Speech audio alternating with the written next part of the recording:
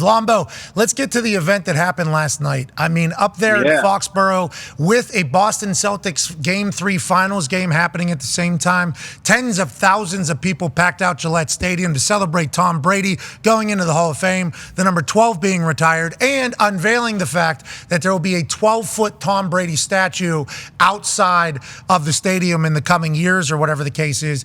It's like, what a beautiful night, what a beautiful celebration. And I got to see Bill Belichick get like a 3 to 4 minute standing ovation from the people in New England. Randy Moss got emotional. I mean, it was a perfect night, seemingly, for this event. Did you feel the same way watching along? And what are your thoughts now as we sit less than 12 hours removed from the event? Well, I loved it. I loved everything about it. Look, I mean, I wouldn't have 2 Super Bowl rings if it wasn't for the great Tom Brady or Coach Belichick and that organization. So it's wonderful to be recognized. And I think the New England fans understand and appreciate their former head coach in spite of the infomercial that they watched on Apple. I think they truly understand that he was responsible. But what I love the most is the players. I thought Randy Moss was awesome, talking about how Bill held everybody accountable, how he knew he was in the right place. Willie McGinnis talking about how they worked and they set the standard.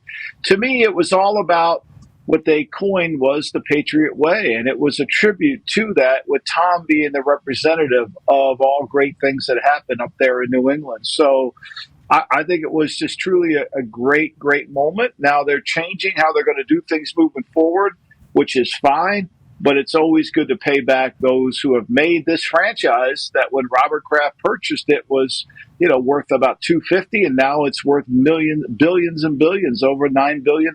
I appreciated everybody telling their stories. I also appreciated this 2-minute rant from Tom Brady last night talking about the importance of football. Whatever makes them happy makes me happy. I would encourage everyone to play football for the simple reason that it is hard.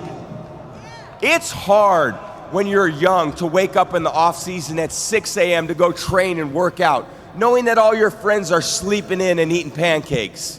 It's hard when you're on your way to practice, weighed down with all your gear, and it's 90 degrees out and all the other kids are at the pool or at the beach, and your body is already completely exhausted from workouts in 2-a-days. It's hard to throw, catch, block, and tackle, and hit kids when they're way bigger and way more developed than you, only to go home that night bruised and battered and strained, but knowing you have to show up again the next day for just the chance to try again. But understand this, life is hard.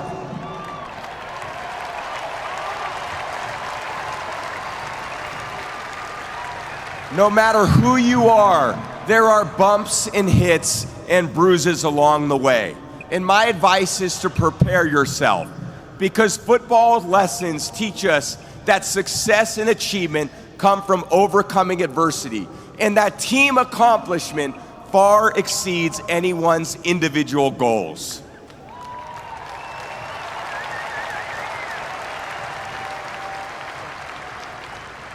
To be successful at anything, the truth is you don't have to be special. You just have to be what most people aren't. Consistent, determined, and willing to work for it. No shortcuts. If you look at all my teammates here tonight, it would be impossible to find better examples of men who embody that work ethic, integrity, purpose, determination, and discipline that it takes to be a champion in life. Now, there's a chance, and Connor's the one that said this, when he's doing that speech, he's potentially fighting back emotions as he's describing his teammates, which is why he's delivering it in the fashion that he is. But what did you hear there? What a perfect depiction of the sport of football and also the reality of what hard work brings. Yeah, I mean, really what he talked about is leadership, right? Everybody thinks leadership is about some guy, some man or woman getting people to listen to them. No, it's about creating a following. It's about creating a sense of belonging. And through a sense of belonging, you create a team. And what Tom was so eloquently saying is everything that I believe, and it's what I stand on my soapbox and preach about. It's about the team, the team, the team. It's about how do we make amateurs, young men and women, and turn them into professionals? How do we make somebody understand how important it is to work together to a collective cause? We lost a great, great executive, a great West Virginian from Cabot Creek down there in West Virginia, Jerry West, recently. This is all he talked about. He won one title in 1972, but he relished in all the ones he won as an executive. He knew it was a team sport. He couldn't get over losing, even as great as he was. He was the logo, and he couldn't get over the losing. It caused him craziness in the offseason because it was all about winning titles. And I think ultimately that's what Brady understood and recognized. It's about how do we become professionals? How do we keep working hard? I think this is why Kansas City's been able to win 2 Super Bowls, because Mahomes gets it, Andy Reid gets it.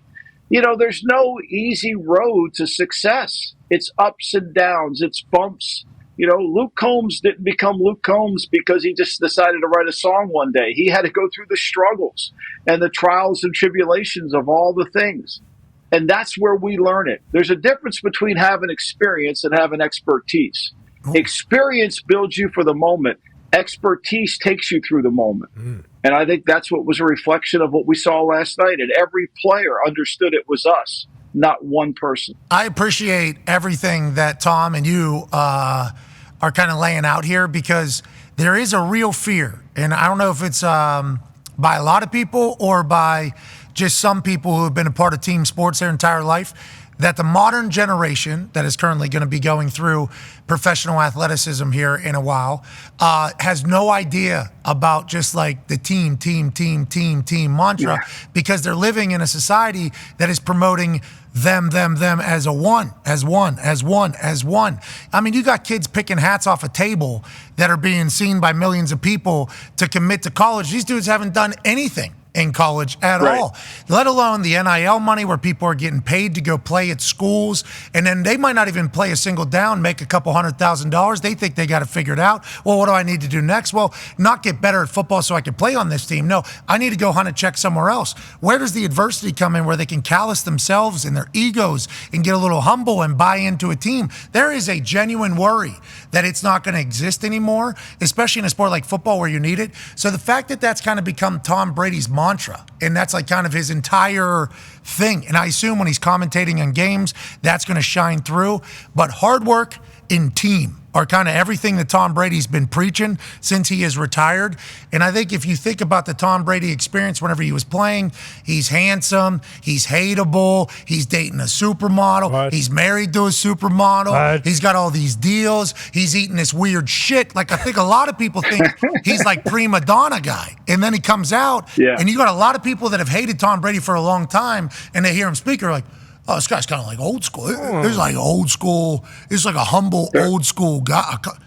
I mean, I kind of like this Tom Brady. It's weird, but I appreciate that this is his messaging, because people will listen to the greatest of all time. Like when he did that Fanatics meal out in California during the rookie thing, and his entire message was like, if your team has success, you will have success. Like, that was his entire goal, was to get through these young guys' head.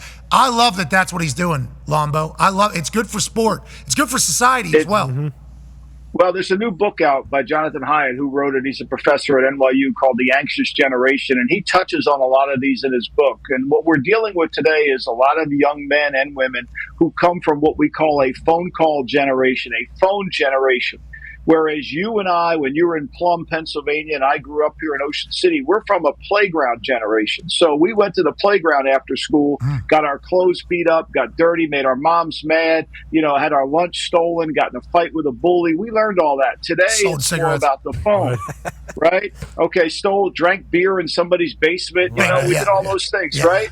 But I think what we as leaders, and I go back to Billy Joel wrote a song called We Didn't Start the Fire, and it's about his life and all the trials and tribulations he went through. So today, leadership just takes on a different form. People still want to win. People still want to be successful at what they do. Just because they're on their phones all the time doesn't mean it doesn't want to happen. You as a leader have to transcend that. You have to create a following based on how you're going to help and how you're going to connect.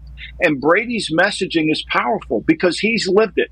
No one's going to win a title. Look, Jim Harbaugh worked the Michigan team as hard as they could. They won, right? The UConn, Connecticut, if you watch their practices with Danny Hurley, they're hard. The Chiefs practices, they're hard, right? Brady talks about hard. Hey, getting anything in life is hard. Nobody's giving you out. Look, the thing I've learned in my life, I don't know if this is common or not, but they don't give away free homes in Beverly Hills. They just don't give away free homes in Beverly Hills. You got to buy one and earn one. And I think that's the messaging that has to come across, and Brady's going to be a spokesman for that. But let's not make any mistake about this. The team that wins a Super Bowl, wins a title, will be the one that works hard, that overcomes obstacles during their season. It's never going to change. That formula will never change, no matter how many people from the outside tell us, well, if you get in this personnel group, you're going to win. No, it's going to take a collective group of men and women to win a title. Yeah, and it's not just football to win a game. It's like anything in life you got to work your ass off for if you want to be successful. And I think that gets lost in the social media generation, because you're seeing some people who are maybe born on third base, thought they hit a triple, acting like they figured it all out, and they just got all the nice things. It's like, nah. That is for a very small percentage of human beings who happen to be from the lucky sperm club, who get a chance at a nice life over none of their own work. For everybody else, you're going to have to work your ass off. And that was seemingly the message from Tom last night on the biggest night that he's had on a microphone since retirement. The roast had a little different vibe. A little bit, definitely. Bill Burr filled in for that, though. Thank God. Yeah, Bill Burr filled in for that and did his thing. I thought it was well executed, well done last night by everybody in the Patriots organization. Hell yeah. Well done. Now, Bill will get one of those. Yes. Yeah. Better. You know, Bill will get one of those nights, and he should. And Tom will get the moment where he gets a 3.5 minute standing ovation before he even talks about somebody else, just like Bill did last night. And when Tom said at the very end of it, I thought it was a truly beautiful thing about, it's not me, it's not you, it was us. To Bill, that felt like a real message, and that goes back to his team thing.